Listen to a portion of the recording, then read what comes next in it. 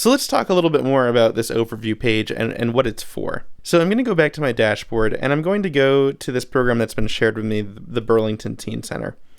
So I can see that right now nobody's here. There was a sign-in, or there were 2 sign-ins yesterday, the 8th of March. You see that this is really split into 2 sections.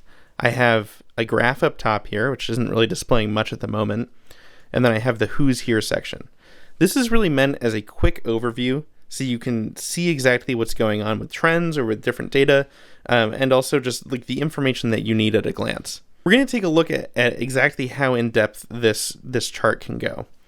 So you see that we have a few controls here. So we have on the right-hand lower side, we have a date range.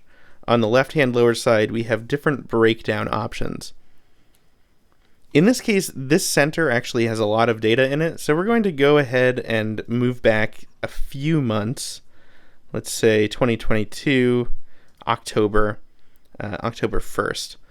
And so you can actually see over the course of the last few months, the different attendance ratings per each month.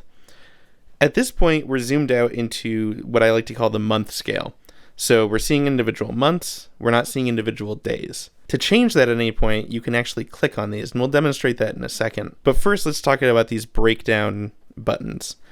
So the overall button just gives you the overall count of people who came and signed into your program. When you go ahead and hit the gender button, this actually starts breaking that down by what gender they identified as.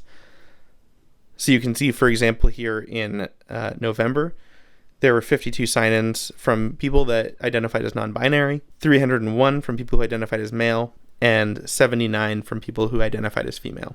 We can go even further with that, and we can break it down by age. And so we can see we have a key on the side as well as kind of all of these different age ranges here. And we can also break it down by hometown.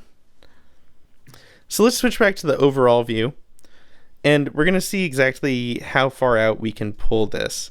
So in this example, the data that's here goes all the way back to 2015-ish. So we'll mark this to the beginning of 2016, and you can see now we're in a yearly view. So we can actually go through and see the total amount of sign-ins, or the gender, or the age, or the hometown totals for each year. And without even having to touch the date range modifier again, let's say we want to jump down into 2022. All we have to do is just click right on it. So we click on it, and now we have the total month range for the entire year. I want to see, what was going on in May. So we'll click on that, and now we have the entire date range of May. And we can break that down by the different metrics. While we are working on a more robust reporting library, you can already use this data and export it as an image. So we can say, okay, I really like, I want to display May, and I want to break that down by gender. So let's go ahead and hit download plot as PNG, and I'll drag this into frame here once I open it. So now you can see, okay, cool. I can use this to put in a presentation, talk about our numbers for May, or talk about our numbers all across the board.